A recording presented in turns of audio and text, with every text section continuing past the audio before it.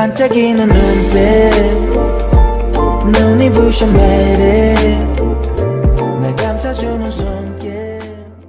She left behind a single clue before her death. He thought it was just poetry, but it was the key to exposing everything. At the YL Group office, Kang Sung-woo sat alone in the early morning. He now used the desk that once belonged to assistant manager Kim Do-hee, but it felt heavy with guilt. While clearing the drawers, he found her personal items. He felt regret deep in his heart, knowing her death had not been an accident. Her last words still echoed in his mind. Among her belongings was a poetry book she used to read often. One page was folded, and inside was a note in her handwriting. It said that darkness is part of time that helps people remember the light. Sung-woo kept repeating the line, feeling it meant something important, though he could not yet understand it. That evening in Hwang Gi Chan's house, things were very different. Alone in his bedroom, Gi Chan looked at the result of a paternity test. His face was pale, his hand shaking. The paper said Ji-ho was not his son. In that instant, his whole world collapsed. Everything he had done for Ji-ho felt meaningless. He went to the living room where Sari was drinking wine. His voice was cold and sharp unlike before. Sari tried to stay calm, but uneasiness rose inside her. She thought she had hidden everything perfectly, yet his expression told her something was wrong. At the same time, three people were moving closer to the truth in their own ways.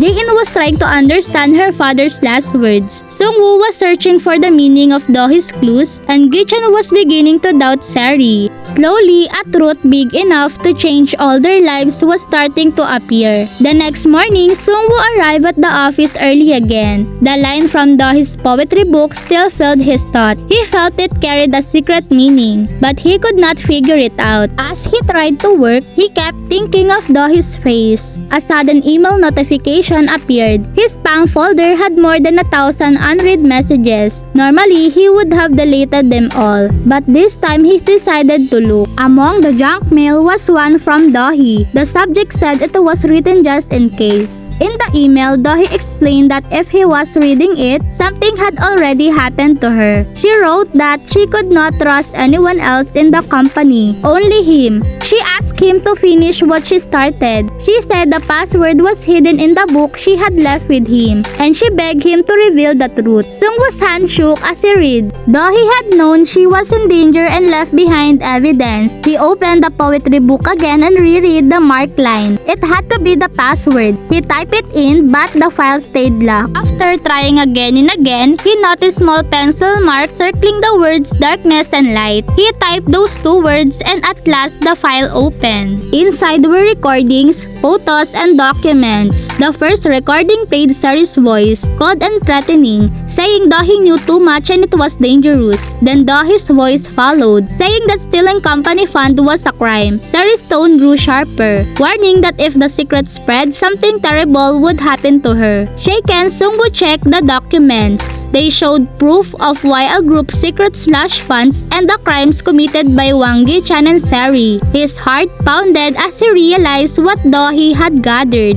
and how close she had come to exposing it all. 'Cause you are beautiful.